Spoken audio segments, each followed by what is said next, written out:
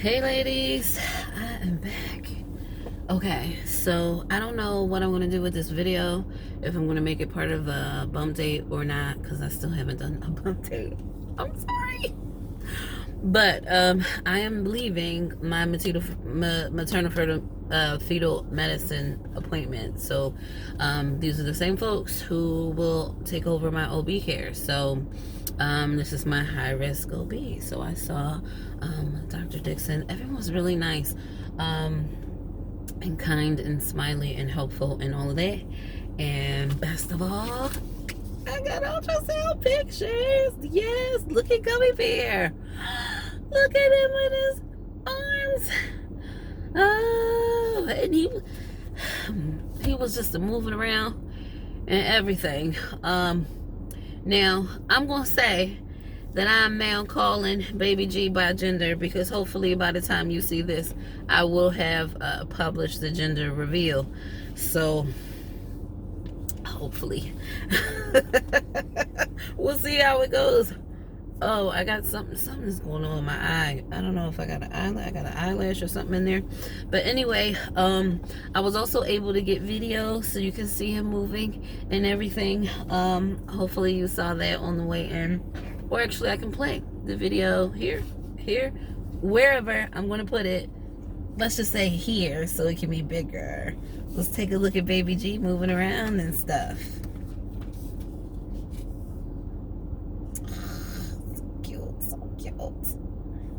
Yes, he is still an overachiever, measuring 4 days ahead today at 11 weeks, and I'm only 10 weeks and 3 days, so he's measuring pretty big. Now his daddy is 6'2", so he may very well be a giant tall baby, whatever. But I had some really good conversation with the doctor. We talked about my open myomectomy, whether I will be able to have a vaginal birth versus a cesarean birth. Lots of things to do. I'm going to try to make my way home because that appointment went long, and I need to get home. I've not eaten breakfast, so I need to do that. But yeah, so what can I say? All right, so let's talk about whether I can have a vaginal birth or not. So based on the surgical notes that my RE and my doctor wrote, because my RE is the same doctor that did my fibroid surgery. Based on those surgical notes, there is no reason why I cannot have what would be considered a VBAC, considering that my uterus has been cut before. So I did have 3. Why my brakes are squeaking? I just got new brakes. They should not be squeaking. At any rate, so what he's saying is there's a potential risk, but he can't rule out risk completely. So right now he's kind of leaving it up to me and what I want. My doctor said he didn't see why I couldn't have a vaginal birth, and that it would pretty much be up to them since they're delivering. There is also risk that I would have to be induced, and his thought with an induction is to not induce me for vaginal birth. So he'd rather I go into natural labor for a vaginal birth than an induction. So as it stands, it's up to me to decide what I want. I am not tied to a vaginal birth. He did confirm to me that they could use my same scar, even though it's keloided. and do a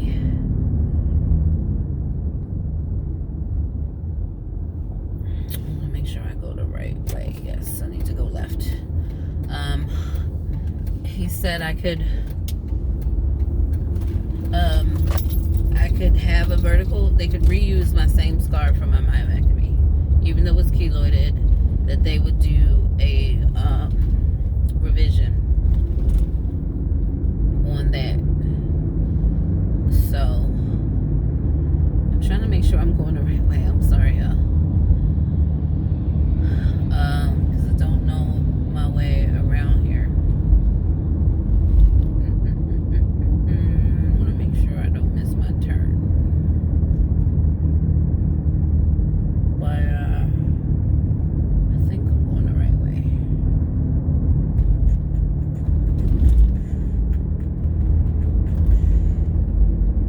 I don't know. Where am I going? Oh, well, you know what? Here's the four-way.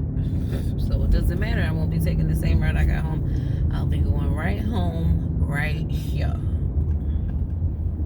Because I think this is my east.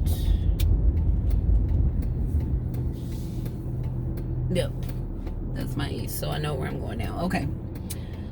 So, yeah. So, what was I saying? Okay. Well, because I got to go all the way over. And there's a car behind me. Come on. Y'all people move slow. Okay. So now that I can focus. He said that they can use the same scar, even though it's keloided. They can do a revision. There isn't a higher risk. If anything, I'd have a lower risk of infection with a vertical incision on a C-section. I do know a vertical incision is a little bit worse on the recovery, but been there, done that.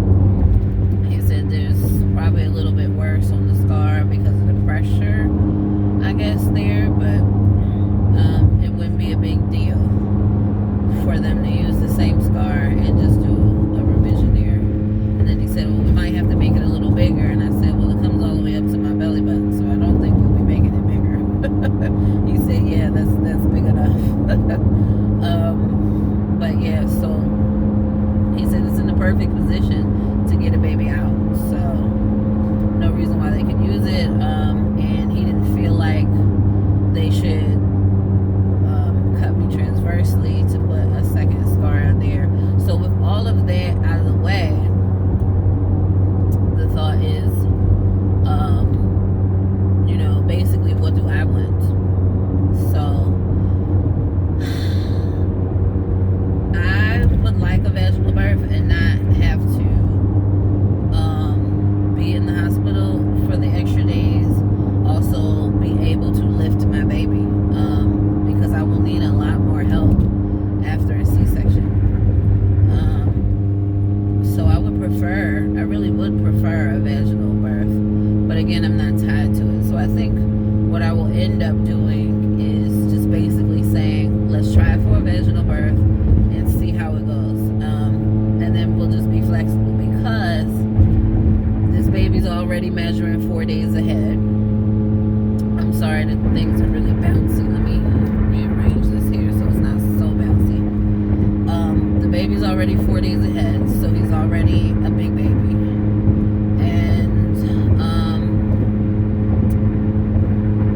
because I have the insulin resistance, it's quite likely that he will be a big baby for that too. So, and if he's a big baby, that could be trouble trying to do a vaginal birth. So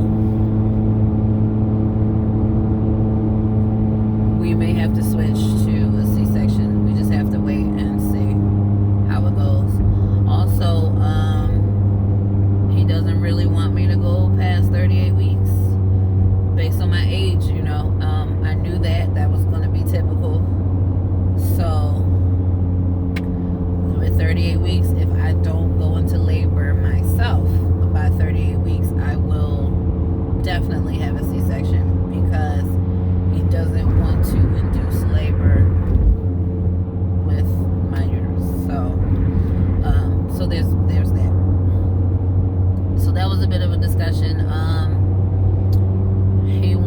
He doesn't have any real opinion about all my supplements that I was taking for IVF. He would rather err on the side of caution to say if those supplements have no documented benefit for the baby, then I should probably stop taking it. I may continue to take the myo-inositol since it does help with blood glucose, and we're trying to get that under control. But we'll see. But I think I'm going to wean myself off of everything else. So off the ubiquinol, off the NAC, off the acetylcarnitine, off the L-arginine. I'll just wean myself off. So I'll kind of go like every other day, like I took them this morning. But he doesn't want me to stop the vitamin D, the magnesium. He wants to keep me on the aspirin once a day. Even after my RV tells me I can stop that, so I'll continue to take the aspirin. I'll stay on the B12. Since that has the extra folate, I'll stay on the prenatal. I'll stay on my iron supplement. And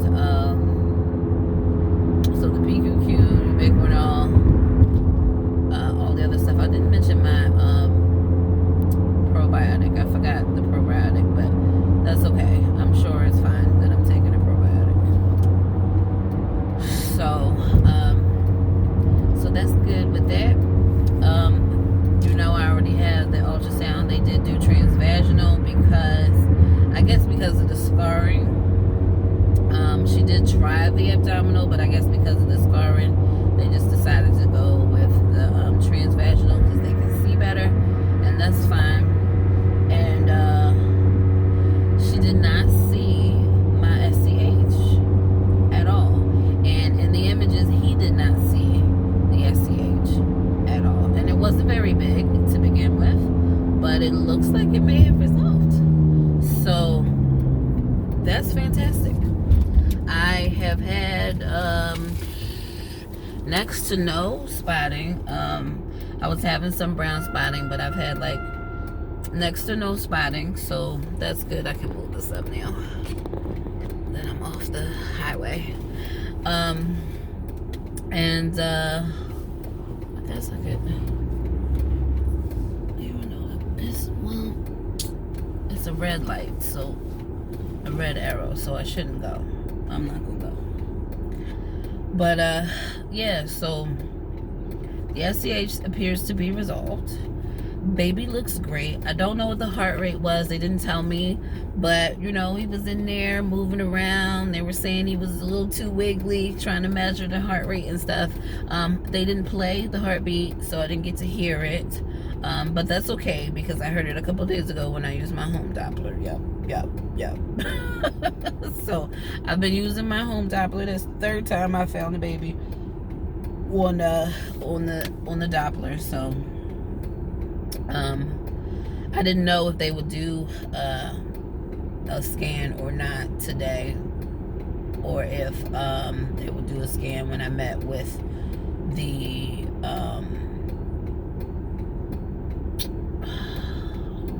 my brain's not working, when I met with the midwives next week. So I wasn't sure, so I just went ahead and used my my Doppler to make sure baby was doing okay, and he's doing great, and now measuring even a day further ahead.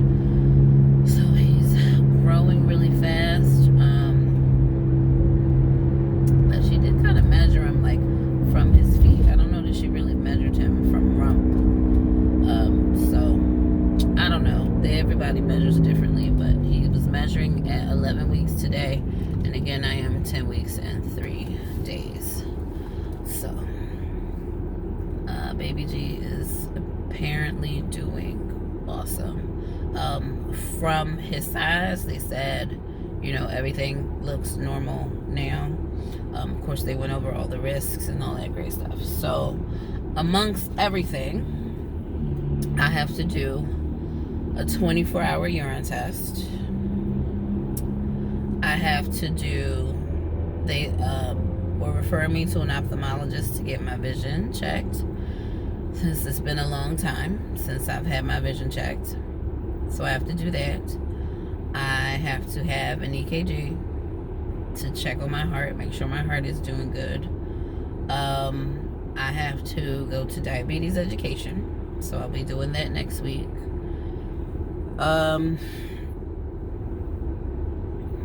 So I have next week the diabetes education. I have the midwife appointment next week. I have, in 2 weeks, I will get the NT scan. So that's the scan to look at the baby's neck to make sure the sizing and the space of the baby's neck, to make sure that's kind of like an abnormality check. They did give me a slip to get the free cell blood test done, but since insurance doesn't like to pay for that test, I am older, so they gave me the slip to get it done. I will call my insurance and see what it will cost me, whether insurance will cover the test or not. And we'll go from there. I mean, this embryo was PGS tested. I know that, you know, it's chromosomally normal, but again, those are placental cells. So, you know, if I wanted to do the additional testing, that's my option. I don't want to have to pay for additional testing out of pocket when I've already paid so much so far. So I don't want to do that. So we'll see what insurance is willing to do given my age, if they're willing to pay for that test or not, or even if I need like a pre-auth or whatever. And then in 8 weeks, I will go back for my anatomy scan and follow up with the high-risk OB, who I saw today. So that'll be great. In 8 weeks, I'll be about 18 weeks along, so that's a little bit before 20 weeks. So I guess they'll start that a little early. I'll continue, he said I'll continue to sort of manage my glucose with my endocrinologist, but you know, they want to know the information as well, so I'll have to write things down for them and whatnot. So we'll be doing that. And I think that's everything that's going on. I'm trying to remember. I'm not going through all the paperwork, but I think that's all the appointments that I have scheduled. The ophthalmologist will be calling me since they're doing a referral there, and we'll be scheduling that appointment. And then just a lot of appointments, and they're doing the extra tests and all of that. So now I have to do the 24-hour urine and drop that off at LabCorp, let them do what they need to do there. And so I have that container, and we go from there. So I don't know, it looks like I've been talking for about 20 minutes.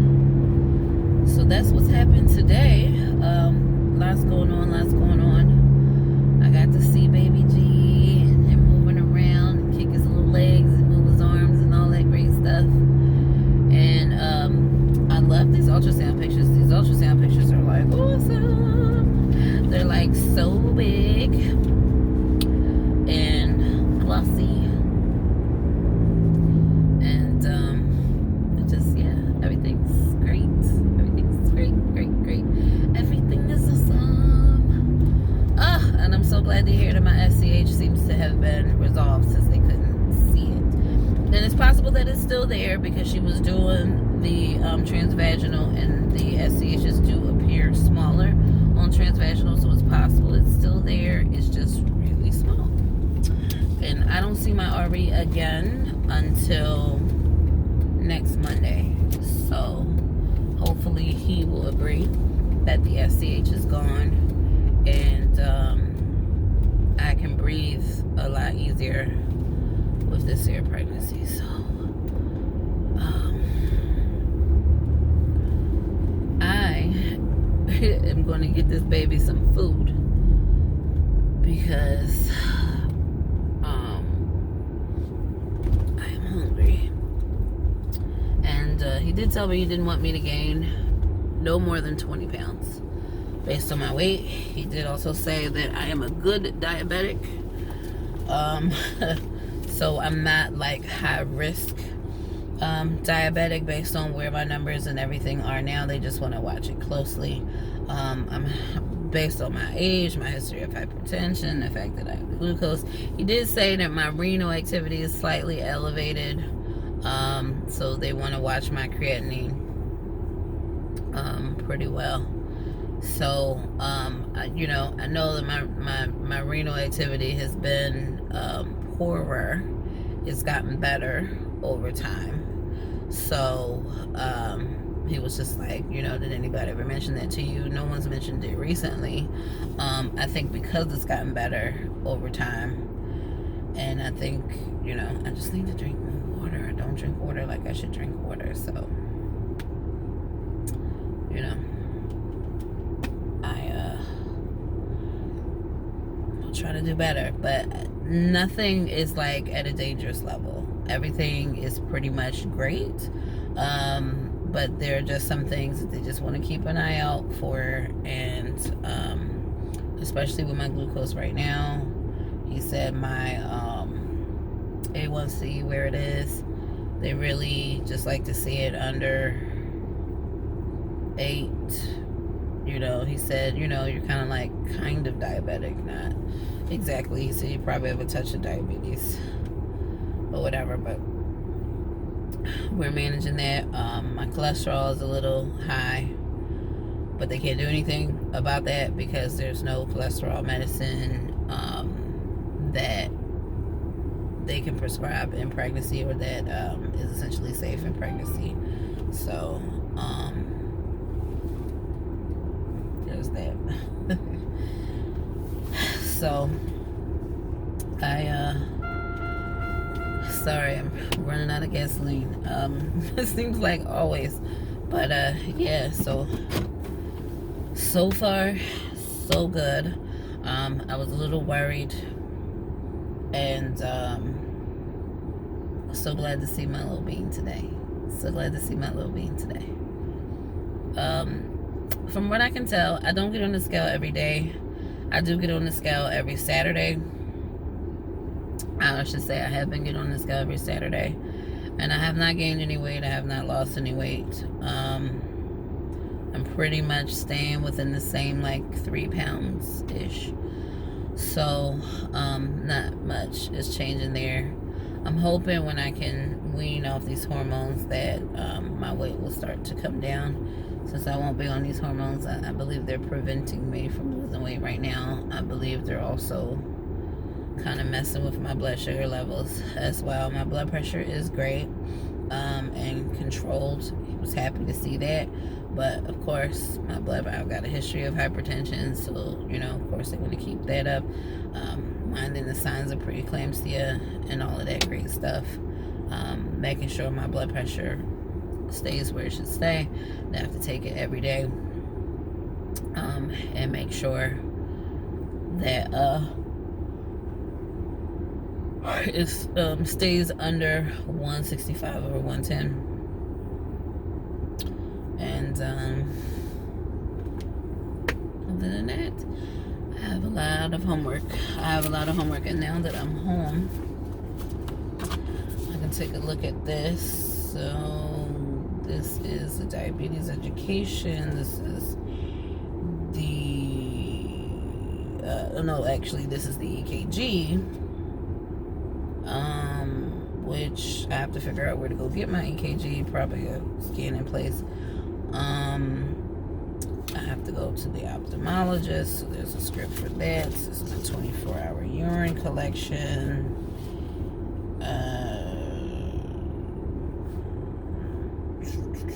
Which looks like they need to draw blood when I give this urine. It says please draw serum creatinine to calculate creatinine clearance. So, looks like they'll be doing that too. I'm gonna try to get. I don't have an appointment tomorrow, so tomorrow will be a good day to do my 24-hour urine collection. I need to keep it in the refrigerator, which is kind of nasty. Okay, and so this is the maternal plasma screening, non-invasive prenatal testing. The one he checked off here, AMA. So I will call my insurance to see about utilizing that. And then I'm trying to think what else here. I will have the NT scan, and then the follow-up in 8 weeks. So yeah, it looks like I covered everything. So I have to keep my blood glucose on the log. They want me to do fasting 1 hour after breakfast, 1 hour after lunch, 1 hour after dinner. I usually do 1 and 2 hours after each meal.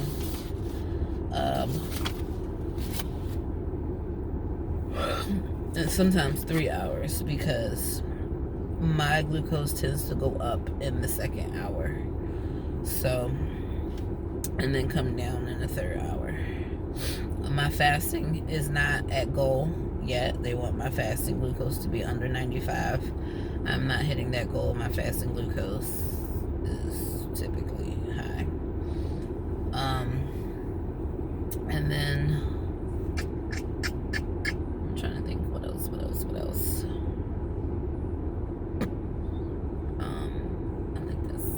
I think that's it. And I think they want 1 hour for it to be under like 140. But and I have to mark when I take my medicine, so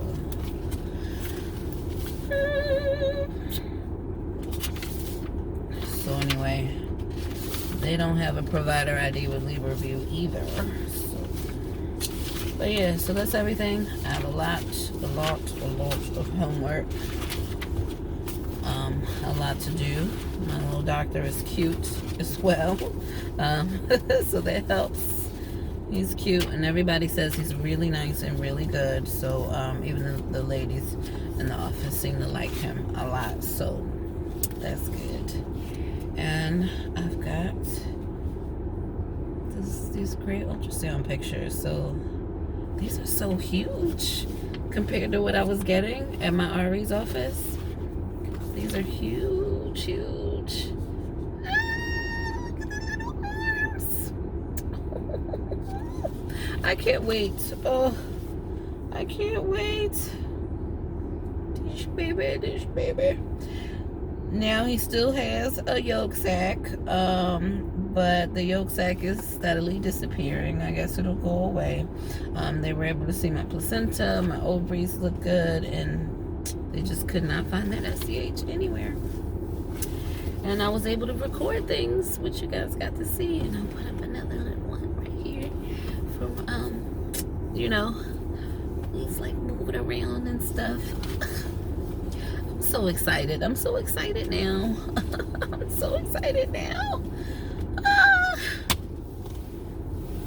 All right. Thank you, ladies, for hanging out with me. It's been about a half hour. I guess we can, well, this isn't really, I don't know. Maybe I'll call this a bum date. I don't know. But a lot went on in this appointment. A lot went on, a lot to do. So, I'm just gonna try my best to get all this stuff done.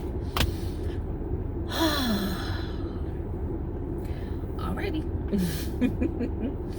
Sticky baby does to all those TTC.